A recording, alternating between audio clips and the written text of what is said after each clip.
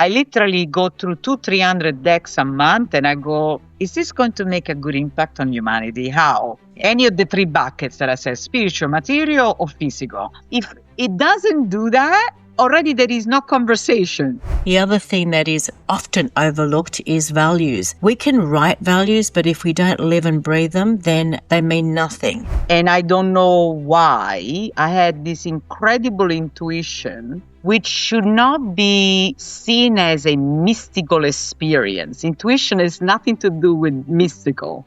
Here's the reality. Not everybody has the ability to be able to see in the future. And in fact, many times I was asked to break my integrity in order to get to the result. Sadly, that has actually been drilled through society. Stop daydreaming, stop feeling, just think. Well, thinking doesn't actually give you those skills. This is Let's Pay Attention, Hacking Consciousness. I'm Cathy Dimarchos. Let's explore what it means to lead, live, and listen with intention. Well, hello everyone, and welcome to Let's Pay Attention.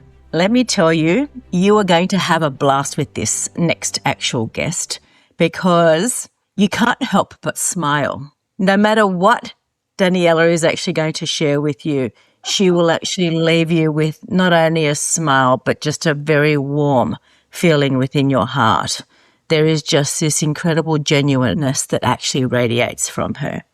So let me actually give you a very brief introduction, and it is a brief one because her history is actually incredibly long and well-versed with so much depth and breadth. But, let me see if I can give her a little bit of justice. So Daniela Tixi is actually my next guest. You see, Daniela is actually a strategic global connector, intrapreneur, entrepreneur, and an angel investor. She specializes in scaling businesses internationally. She has over 25 years of corporate and entrepreneurial experience, and she has worked across North America, Europe, the Middle East, Asia, and she actually builds ecosystems that connect founders, investors, and institutions. As Vice President of Entrepreneur Relations at, now I may say this wrong, but it is Keiretsu Forum. I was at Keiretsu. I'm no longer. I work with all organizations. I'm not exclusive. Yeah. She reviewed over 3,000 ventures, and she actually facilitated more than 40 million in funding, and she's mentored hundreds of founders worldwide. She's the founder of Strategic HR Asset and Mentor Me Mondays, supporting scale-ups with growth strategies, HR due diligence, and operational expansion, including M&A readiness. She is the former president of the M&A Canada Club and founding member of Tech2. Daniela actually bridges capital, strategy, and human potential to help visionary businesses grow with clarity and impact. Now, I did say that this is a snippet, so I'm going to welcome Daniela, and you will actually really see what she will actually unveil as to how she actually has been leading life with a depth of consciousness in every aspect of everything that she has done. So welcome, Daniela. Thank you, Cathy. This is so amazing. We have this connection between Canada and Australia. Yeah. Why not? And you can see the high neck and you can see Cathy super ready for the beach. Yeah, I know, right? We are jealous.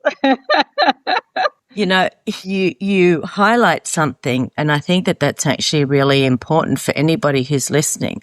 Sometimes people actually make assumptions that traveling, across the world is actually an impediment, but it's not, is it?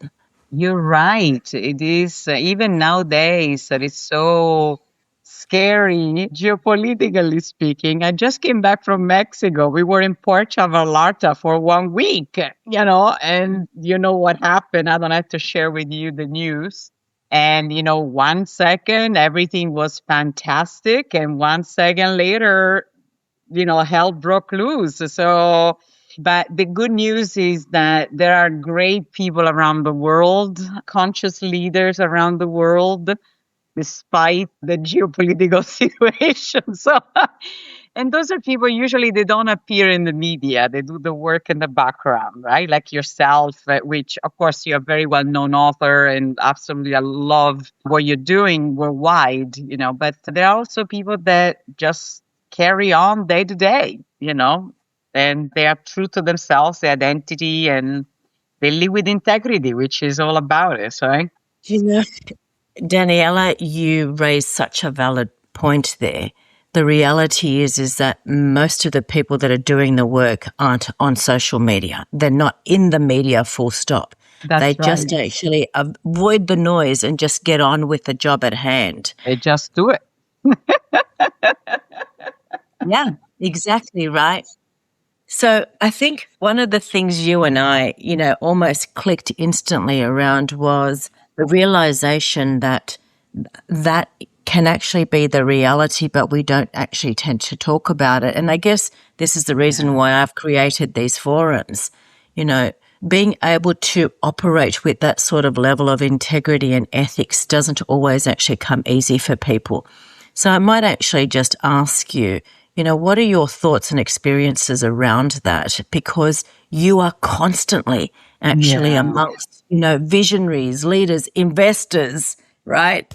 How do Yes. you navigate through that? Yes. Honestly, with consciousness. And I never realized it until you asked those questions when we first met. And I had to thank you about it because you gave me the right to pause and not feel guilty and really think, what am I contributing, with the rest of my life? What have I done so far? Those are profound questions. And I'm not in a middle life crisis whatsoever. I don't feel middle life, so I can't have a crisis, right? Yeah. But when you asked me first, when we first met, you really made me think about in a third dimensional way that was not transactional. And it really, I've been thinking about it since we first talked. Okay, so a couple of months ago, right? I realized that the way I've been successful in my own small world is simply that I always had in mind the long term consequences for the short term decision.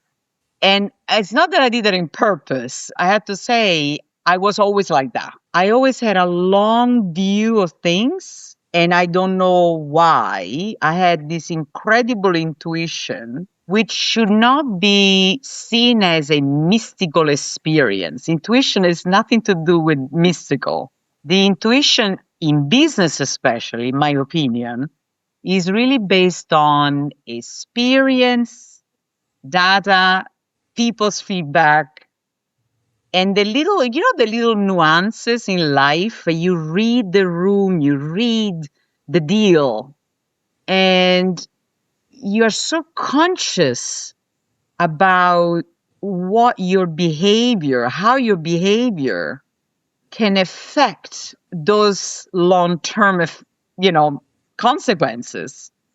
So, in a very high pressure environment that I always been, either with ventures, with raising capital, or connecting people, or growing and scaling up companies, I had the pleasure to work with great clients. I always think the big picture first. And I always think, okay, how do I slow down in a fast pressure moment? How do I slow down my thinking without slowing down the organization? Right. And so I had clients that said to me, do you realize that when we are in meetings, you sit back, you stop, you sit back, and I do that. And I just say, interesting. So I became famous with a client saying, okay, now Daniela is going to say interesting. So even though I am very comfortable in going fast because my intuition is very powerful in my life. I think with time, I learned to say, wait a minute, let me see back 1 second and take those nuances that people are not seeing, take in consideration the impact on people and the people feedback, right? It's so Yeah. important. So, sometimes they say, oh, but we need a decision now. The organization says now, right? But I sort of cheat myself in stay back and think about it because I'm not thinking about the decision in that moment. I'm thinking about, oh my goodness, what is going to be the impact Yeah. in the long term? And I really care, and I can't stress enough about the impact. Yesterday I watched the Union speech, right, from the States. And we are in Canada, so we're proud Canadians, but we watch what our neighbor says, right? And it was not about the words that were used. It was not about what they were wearing or where they were physically. For me, it was about what is the long-term impact to this, right? So it was not obvious, you know, you listen today to the feedback that the world and the media are portraying. To me, what was said there, it's irrelevant. It's what it means in the long term. That's all I care, right? Yeah. So sometimes it's appreciated, as you know. Sometimes it's not appreciated. Sometimes they don't care. They need to have the immediate solution and resolution, right? So I know how to play that game, but I still excuse myself and I literally give myself permission to wait and think about it. And then the intuition, thank goodness, speeds up my thinking process. So I don't need a long time to think about things, but I need to have silence. For Yeah. example, today I had a proposition from Europe, a company that is a VC that wants to enter the North American space. So I want to jump into this opportunity. I'm ready to start yesterday. But when he was talking and when we finish our Zoom call, I start thinking big. And all of a sudden, my intuition said, no, they're not doing it right. The launch is wrong. This is Mm. not the way we should have done it. They are missing this whole opportunity, right? But I needed the silence and the consciousness that I couldn't have when we were in the midst of this is happening, we are coming and we're doing this. And, like everything was dictated by a timeline, by specific asks, by pressure, by investor pressure, right? So I got it, but I don't allow that to dictate the course of my decision, let's say, I have a saying around that. Just because you can doesn't mean you should, right? right? Simple as that. I'm a pretty simple person, Daniela. I don't complicate things. Me neither. But I like to simplify, actually. right. Like you, So like you. here's the reality. Yeah. Not everybody has the ability to be able to see in the future. And, I love, and I'm not sure if you're familiar with Nassim Talib and the Black Swan theory, but I love the way that he has actually, he talks about it in a mathematical context. I talk about it in life and I talk about it in business. And it's actually the anti-fragile framework. And so being able to consider what the circumstances are right now, but then you actually apply the critical thinking, which is first order thinking, which is where everybody goes right now. But then there is the second order thinking, the third order thinking, the fourth order thinking, which is what you're talking about. Again, for me, it's simplicity. Being able to actually visualize that allows you to say, okay, what else? What else might actually need to be considered? And I think, especially for startups, or somebody who has got a timeline, first order thinking, that's where it sits. Yeah. And so what you're talking about is, well, yes, but we actually have an obligation to think about what else might actually happen. What are the implications in the future? Government, heads of state don't typically think beyond their tenure. And Yes. that is the reason why we are where we are, Thank in a you. geopolitical stance that we're facing today. And I think this is the reason why I actually want, like to have these Yeah. discussions, because we can bring different people to the table Yeah. that can actually bring a different lens to actually create a different outcome, right? 100%. 100%. And I think we shouldn't be scared. And this is one of the challenges that I had in my life. One point, in fact, many times, I was asked to break my integrity in order to get to the result. And it hurts like hell. It really does, that moment, right? But you know that you have an intuition, you have experience now, right? And so again, the intuition is not a mystical moment where I wake up in the morning and I hear voices in my head. Like it's a complexity of experience, data, the ability to see the long term impact on people, which is so fundamental for me and you, right? And so Yeah. when they say, okay, you need to lose your integrity, you need to bend this. I was never good at it. I was never good at it. And I know it sounds like inflexibility, but when you come from, how could I say this?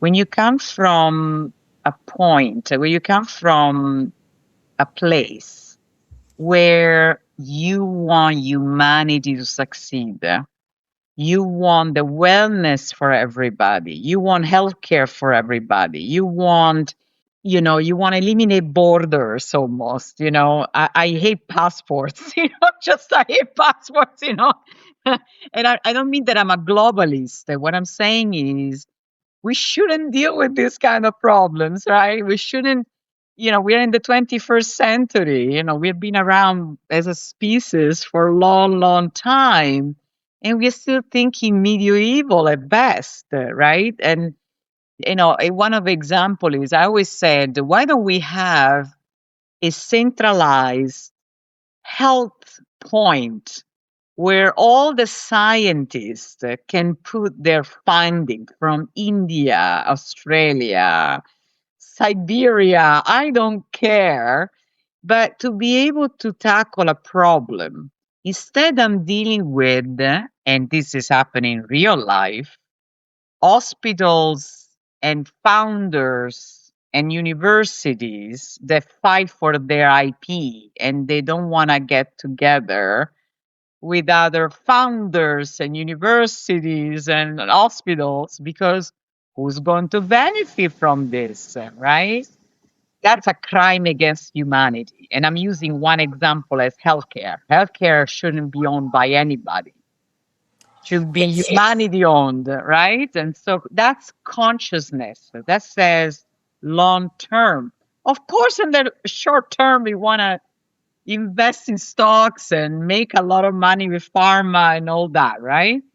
But long term, truly, that is my dream world. So when you come from a place like that, it's a little bit less challenging to not sacrifice integrity because you mean well. You mean to build for the long term, to leave a legacy that not necessarily has any self interest attached, right?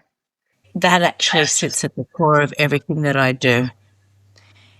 So you touch on health, and health to me is integral because without it, you cannot do anything, no matter who you are. You can have as many zeros behind your name, but if you do not have health, it means nothing. And yet we are in constant pursuit of that very thing called IP or patents, especially in the actual pharmaceutical world.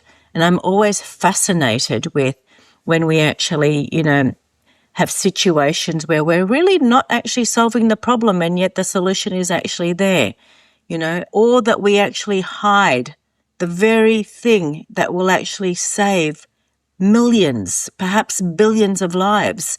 And I think, where is ethics? Because ethics and integrity, they should never be compromised. And so, when you raise the point about being asked, I think people face that all the time. And there is this underlying fear that I'm going to lose my job, or how am I actually going to survive if I don't actually conform, right? And that is the cold, hard reality. Yeah. And you know that thinking, what it does? When you support that culture, which sometimes is by design, you disengage the people that work with you. Because at one point they will say, who cares? I'm here to survive, right? There is no anymore Yeah. the espousing of the values that that company's has on the wall, part of their mission and vision of the company. It doesn't matter. Yeah. And this is absolutely my experience as HR. I can bring you millions of examples, right? Something it's on the wall, but it's not really Lived. lived. And so then employees can walk away or stay, which is worse. I'd rather that they walk away and stay and they disengage. They don't care. They do their job. And sometimes Yeah. that's what corporations need, right? They don't need everybody engaged and pumped every day. They just need people to execute, right? So, but I think life is so short that we owe humans to give a meaning and hope. So in our small little ways, So as HR, I always care. Always. I never needed a union. I never had a union. Union usually get organized after I leave or if they get organized. And the reason is because the fairness, the ethical, like you said, the integrity, the bridging that communication gap, right? Yeah. Ironing the nuances that become like pressed in a conversation.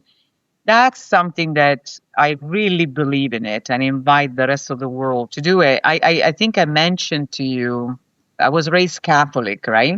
And one time I met a nun that it's a cloistery nun. So cloistery nun live behind the wall. They don't have interactions with the outside. They live inside monastery. But I had the privilege to meet her, and she had the privilege to be able to speak to an outsider. So we met, and we had literally a gate in between. And she was very happy, very serene. I always thought, my Lord, how do they do this, right? And so she said to me, Daniela, do you pray? And I said to her, well, I think I could do better, right? And she said to me, what do you do in life? So I was very young. I said, I started work and, I'm part of corporations and I do this and that. And she said, remember one thing, your life is a prayer. That blew me away. That talks to integrity, action, consistency, long term, hope, not just receiving hope, but give hope, right? And I felt like an artist painting this canvas with this consciousness that my life is a prayer. So if I conduct my life in a certain way, this means that I am actually effectively praying and I'm an instrument of the greater good. That's unbelievable, right? So I don't think about every minute of my life, but I smile. It's my little secret motto inside when I am in the middle of a serious crisis with myself, where I know I need to monetize my time. I need to find the next client. I'm always searching for the next opportunity. And yet, it doesn't feel right that the company is not ready for my influence or they are looking for something different. But you know that you could really do good for them and the organization, right? And so you always say life is a prayer. So you got to trust that you will meet people, and that's why I met you in my life. I wish I met you years ago, but these kind of conversations, you are fundamental that you bring forward because it's something that it's a taboo topic. We don't talk about it. That's why I never talked about it, because I was told that that's you know not cool, right? So so finally I feel cool with you. Well, interestingly enough, though, Daniela, it is something that I think that I bring to every boardroom table. Yeah. And look, most of the work in the industries that you and I both work in, are Yes. masculine focused. And I don't like to use the word male because it's not actually about men. No. It's No. actually about the masculinity. But the thing that has actually been repeated to me because I'm actually so forthright is, Cathy, if it was anybody else that was actually speaking like that, I would think that they'd lost the plot. But you make sense, right? And this is what I want, us all to encourage others to be incredibly transparent about how is it that we are genuinely operating. Yes, we can actually fundamentally have a strategic and analytical, perspective. Of course, the logic is important. Yeah, we Yes. use that to minimize risk, right? That is the critical thinking. Absolutely. At But the you need end to of the use day, both. You need to use the yes, intuition and the logic, right? exactly, right? And I always say to them, and I deal a lot with the legal sector, I deal a lot with the, Yes. medical Yes. sector, the business sector. And I actually say to them, my first instinct, and it actually is within seconds, it's intuitive. I can probably tell you more about you than you actually care to disclose about you. Mm. But at the same time, Daniela, I honestly say that I am the most privileged person on this planet because no matter who I'm actually in the presence of, within 20 to 40 minutes, I have the fortune of hearing things that people have never disclosed to anybody else before. But somehow that space, between us is bridged with trust. And they actually come to the table with a very different perspective to what they thought they were going to come to the table with. And that's what I want to encourage all of us to, if you sit in that presence of genuinely not judging, just genuinely being there with curiosity, just to listen and to meet people where they're at, we actually create this level of, I'm going to say, collective consciousness where we allow people to be their genuine self, Yes. right? You need to create that space. Yes. You need to create that space consciously. Yes. Yes, right. It's the intention. What am I actually going there to do? Well, Yeah. literally to be present. That's Yeah. it, Yeah. right? And when people experience that, because that's the difference, most people have not experienced that. No. So when they do, it's Yes. almost like they're sitting in another world. It's like, Yes. is this a reality? How is this possible, right? Yes. Yeah. I have that feedback. They actually say that to me. They go, I never had this conversation. And I go, Yeah. really? And I'm like, oh wow, I'm privileged. I feel like privileged that you were able to say, and just a few days ago I celebrated the birthday of my best friend, and I know her for 35 years. And the secret of this friendship, which has zero business impact, there is no interest whatsoever. We don't even cross paths. We are into different category of people in different background, totally different backgrounds. The secret is we were always true to ourselves. And we acted and said things with integrity despite the fear of the other person judgment, despite the fear of revealing things that are uncomfortable, right? And we say it and then we move on. We can care less about it. Just, and so we wonder, we marvel at this ability to do this because I hear that it's not a common dynamic in a friendship, right? So there are things you don't always say, like you don't say everything to your spouse or your mate, you know. But we do have with this girl, we do. I'm very, very lucky. But it hurts because the first times that you do it, you're always afraid to have retaliation, to be misunderstood, to be judged, right? And so but consciousness, again, if you come from a place where you want the other person welfare and you are looking to reach out to really have established those relationships for the long term, you should fear nothing. Like this is a really nothing. There is nothing to fear. Nothing, right? The Yeah. worst that can happen, the other person doesn't understand. Or sometimes, you know what? It's also timing. You know, I could be very good for a company in a specific time, but not be of service at the other times. And I do recognize this. Sometimes I step away from a project saying, my mission is done. It doesn't matter that I want to stay and I want to continue to grow and I love the people that are there. I really sense it that my work is done. I brought it to this level and this is what I can do. Now they are okay. They can walk, right? So Yeah. that's Yes. consciousness. Again, you need to really have the logic that is espoused with the sense of the emerging that is coming. That's the intuition part, right? The Yeah. emerging, what's happening, what's going to happen. You sense it, right? Oh, absolutely. And so you say, okay, I think this is it. This is it. And so you have to say goodbye sometimes, right? So it doesn't mean that it's forever for yourself.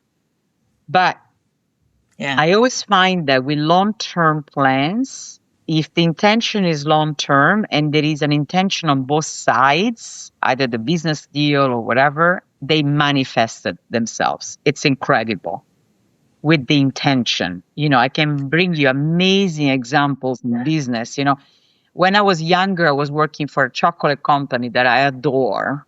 And this gentleman that founded it's a very well known international company, and you know I scaled them up in North America, actually in Australia. I had a team in Australia, in England as well. And I remember when I met the founder, and I heard very senior gentleman, right? Who's no longer now. He passed away a few years ago, and he was in his 90s. But I remember when they explained to me that the success of the company started with one thing, hazelnut. And for people that work in the industry, they know that hazelnut, for a tree to produce good quality hazelnuts, it takes 10 years. Yeah. So imagine this person that base themselves, and I'm talking about this context of AI, where everything is yesterday, amplified. This man, years and years ago, had this vision of building a success story on a plant that takes 10 years to mature, considering that could be a terrible harvest, right? To me, when I learned that, was Mm. such a profound meaning. And I start trusting the company. So first I got the job because I was young. It was a great paid, well paid job and a lot of opportunities for growth. And it was an international company. I felt fantastic. But then it became a mission because I actually understood the long term vision of this family, you know, based on this one tiny little guy that is very much a moody that can be destroyed in a winter. And to plan in advance where they were going to harvest, because one market was not big enough to harvest for the growth. The growth that didn't exist, but they were already thinking about that growth. That to me is music. It's like a composer. I always think about how did Mozart, Beethoven, or you know Chopin had already the music, the full opera in their heads, and yet they were writing one note at the time, and then they stopped and with consciousness they modified and fluidly understood how the final opera was, right?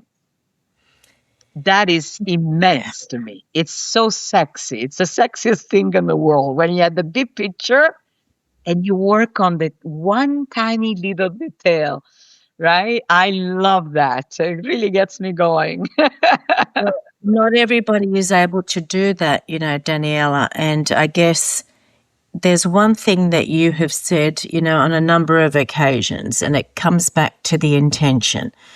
When people actually start anything, understanding that intentionality is seldom there.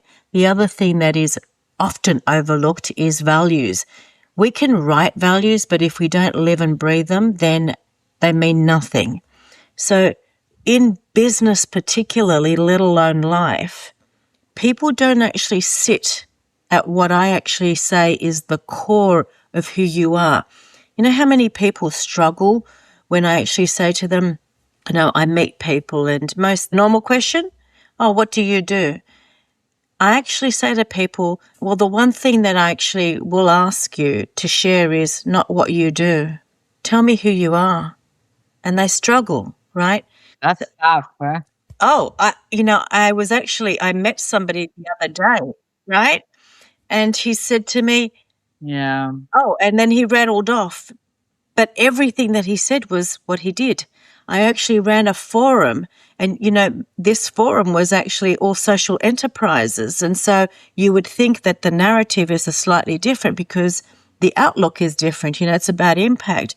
But I actually said, can we actually all introduce, ourselves not by what you do? Please actually share who you are. I can tell you out of a room full, 2 people actually did that.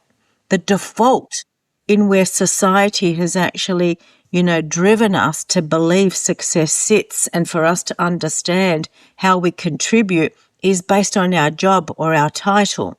And so to have a vision that's beyond all of that, is very, very rare. And I often say to people, see, when you start, you actually need to know what you will say when you take your last breath. And what you say is actually the response to this statement. I've done it. What have you done? What a great insight, Kathy. That's a very good insight. And it's very similar to my dad that taught me one secret. He said, anytime you're stuck with a decision, in whichever area in your life, professional, personal, doesn't matter, spiritual too, think about what do you want to remember if you have the privilege to be 80. So imagine yourself at 80. And he told me this when I was 16. Okay. So I want to be clear. Just, I was like, 80? What the heck is 80? Right? Yeah. Now I worship 80. Yeah. Like 80. I hope I get to 80, right? But what I was saying is that you always said they have a bit of a rare view of things, where what do you want to remember when you're 80? If you're no Alzheimer and dementia, what do you want to remember? What do you want to see? And so I make a lot of those decisions that way, like exactly what you said. You need to sort of project where it's going and then say, not just what I've done, but who was I? Who Yeah. was I in those circumstances? Was I, the boat that saved the people? Was I the lights in a dark room that showed the path? Who was I? And there's no one answer really, but with consciousness and integrity, I think you can wear many hats at different times, and exercise different kind of leadership, right? Yeah. So I think it's very important. I think it's very important that, you listen to yourself. You have a view of the past that's healthy, not with regrets, obviously, which we do have all the time, even though Frank Sinatra doesn't seem to have many. But the key is what made me behave that way? Why? What was I looking for? What did I know at that time that made me decide that, right? Yeah. And then you say, okay, with the time that's left, how can I improve my consciousness? How do I listen more?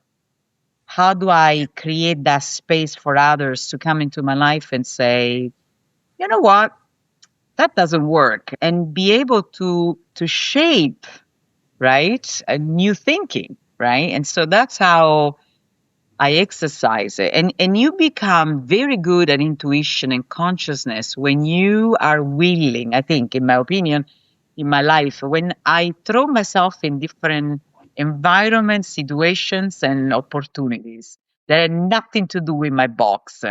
So, in fact, I despise when people try to box me and say, oh, well, she's HR. Just because I practice HR for a number of years doesn't mean that I am HR. I am so much more than that, right? And I'm capable of doing so much more than that. But that is because I continuously look for improvement in learning, and that's why I love the venture space. You know, I say this to everybody. To this day that I'm not anymore with a particular association, but I'm still active as an angel, as a mentor. To this day, my favorite day of the week is Monday, which I created for ventures, not for me. I Yeah. don't profit for it. This is all totally pro bono. I should profit, but that hopefully will come in the future. But the intention was to really help. So I'm there from 8 o'clock in the morning to 8 o'clock at night. And it used to be one Monday a month, and now it's every Monday, right? So I meet like a doctor. I meet all these ventures and they come. And I am exhausted by the end of the day because I go from robotics, hard tech, as consumer product goods, you know, and so every half an hour, every hour, we look at different decks, right? But I tell you, Kathy, my heart is full because I see the innovation. And even though statistically speaking, the companies that I meet, 60, 70% will go in bankruptcy for a reason or another, lack of capital, the wrong resources, the wrong, investments. I have to say, to see humans to work on solutions and bring forward Yeah. this breakthrough in all area from life science to every area. I am pumped. It takes me, let's say I finish at 8:30 at night. It takes me 3 hours to calm down. My heart still pumps after those meetings. I worry about them as they are all my children. I am thinking, how do I connect them? How do I raise capital? I'm thinking, well, how can I emphasize the work on social media, right? And I'm so hyper for 2, 3 hours. I need to calm down. My husband is not even allowed to speak to me. Yeah. Because I'm so excited about it, like a child, right? So it's the perfect antidote to depression. So if anyone is ever depressed, they should join an accelerator, some university, some hospitals, or some sort of incubators where they listen founders and the craziest ideas are the breakthrough. Oh, And yeah. I wish I was a billionaire just to appease everyone, right? With the funding myself. But sometimes I have to top it to bigger people than I am, right? And so, but it's so exciting. I can't even say. So when there is depression in the news and then you hear people, I hear the young people. I have a young adult son that says to me, Mom, the university is redundant. I'm going to graduate, but AI is going to take all the jobs. What am I going to do, right? So they're fundamentally depressed, and they are just in the early 20s, So of course I worry about it. Ethically speaking, I worry about AI, But I also see the AI application in life science. I also see how it's going to magnify the power of humans if correctly used, right? So that ethical aspect that you said, it's so fundamental. That consciousness must exist now and be activated now because we are empowering Yeah. artificial intelligence to make a ton of decision for us in the everyday life, including spiritual. They're downloading Bibles. AI is going to give you the answer, not the priest anymore, not the rabbi, not so now they are creating, so Yeah. we need to have a sense of what's true, what's not true, because you and I are in the time where we can sort of see when a video is fake. But the next generation after my son, they will not know what's fake or what's not true. And that is the reason why intuition is actually so important. Being able to look inward to better understand what is actually happening externally is the key. And that has been fundamentally the issue, sadly, that has actually been drilled through society. Stop daydreaming, stop feeling, just think. Well, thinking doesn't actually give you those skills. You also actually said something else earlier, and it took me back again to the anti-fragile framework. Yes. Sitting in an environment where you can actually reflect backward Yes. to look at what do I actually want to do to strengthen from what I have learned. And so it actually goes beyond resilience, Resilience in some ways is actually only taking you through the first stage, which is I've now survived, I've been able to work through that challenge. But then being able to sit back and pause, the thing that we talked about right at the beginning, when you pause, you then give yourself space to go, what's the lesson here? And what do I specifically want to change? Because until we commit to that, nothing actually changes. Yes. And so, there's so many things that you've, shared through the stories that you've highlighted that if we are able to apply that, with skills and with tools, we then actually enhance our own capability and we show others how by actually living it, so the intentionality. Yes, I'm actually going to also be the student. You sit there as the subject matter expert on the Mondays, but you are also actually recognizing in those moments, you're also the student. I You know, love them. I absolutely yeah, love them. that is actually Yeah. humility. Mhm. But we lose sight of that because we get stuck in, I need to actually be seen as this title. I need to be seen as this persona. I need to be this avatar. No. The second we actually stop being a student is the second that we need to step away from leadership. 100%. But that's why I don't charge because I don't have any pressure. That is why, it's so important that you really understand that there is a lot of innovation out there. And the bottom line, especially when I have to invest, I have to say, I go through this mental process. Sometimes they say, what's your thesis? Where do you invest, right? And I like every vertical except maybe a couple that I really don't understand, like crypto. I don't understand anything about it. I should, but I don't. So I don't invest because I don't understand that space. But, I look at it and I say, when they explain it to me, even if it's a very complex life science, I never studied medicine, so obviously I need to be explained. You know what I say, Kathy? I say, does this benefit humanity? Yeah. We are studying a new package, a new packaging, or whatever. I always say, is this going to benefit to humanity? Either spiritually, materially, because we need to make money, obviously, this is how we structure our life, or physically. So if it has a positive impact that it's in the long term to humanity, I am 100% in it, right? And it's not Yeah. so obvious because sometimes we go with what's trendy, what's sexy, what everybody's talking about, Yeah. and what is fast to exit. So we are going to have a lot of big multiplies, within a very short frame time, right?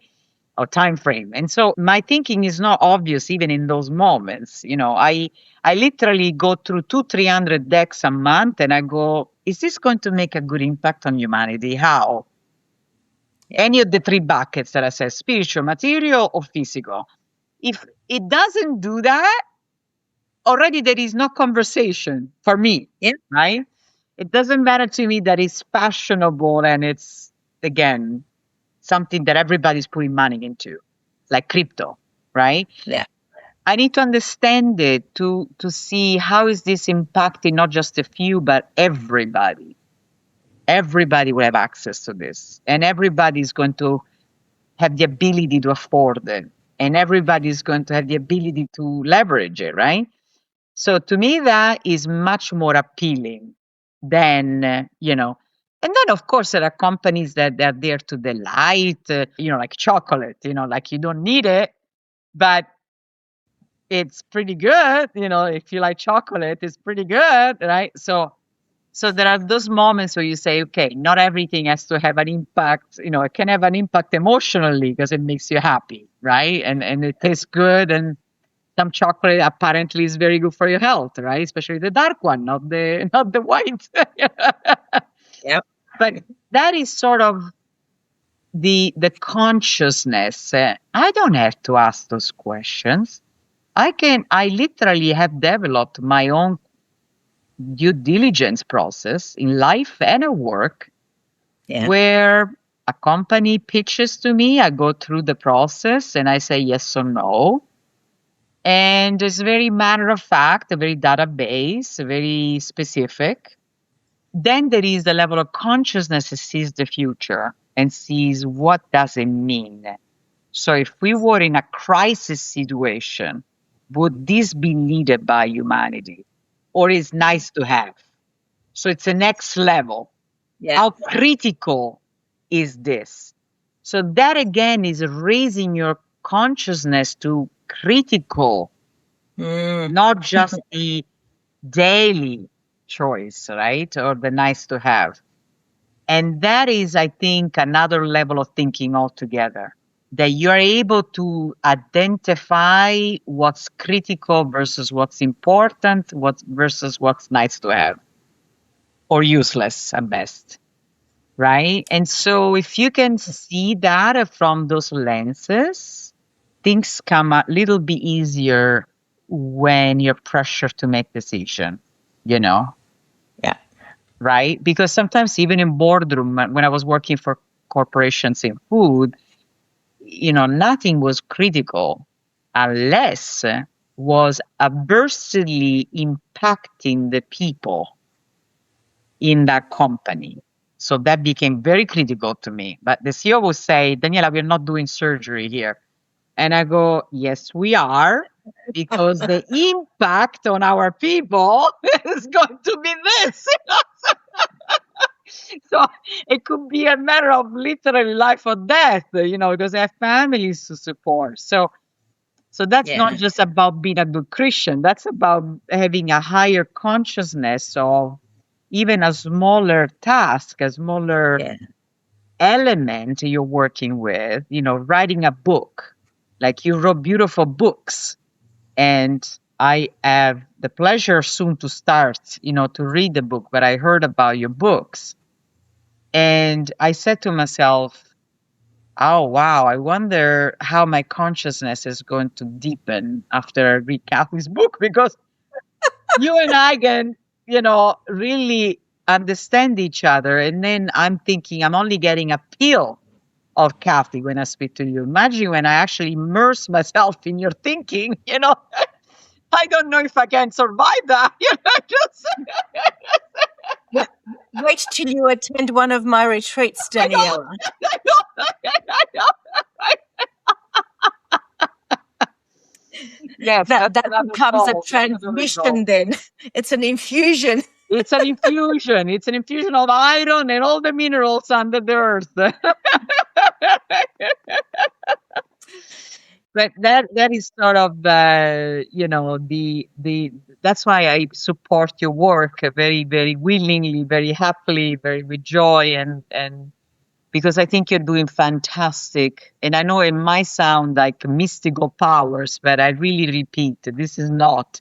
This is a rational, logical choice to be conscious and intuitive, so it is a rational choice, right? And The more that we actually, I'm going to say, evolve, through our ability and willingness to consider what else is possible within our actual human, I'm going to say, body, because consciousness doesn't actually live inside the brain.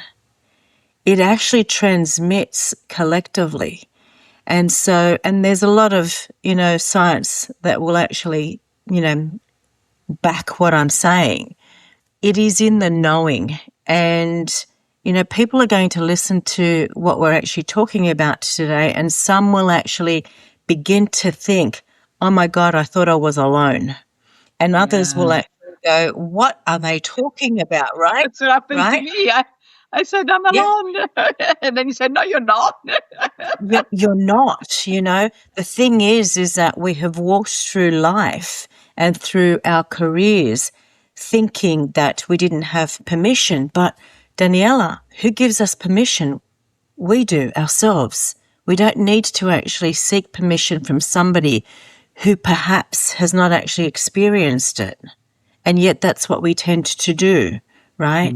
I want to actually, because you and I can talk forever, but I want to actually ask you one question, and that is for anybody who's actually, going to listen to this particular podcast, what's one thing that you want to actually share with them or ask them to take away? Be fearless, maintain your integrity. Life is a prayer. And join Cathy retreats because I will. Oh, you're hilarious.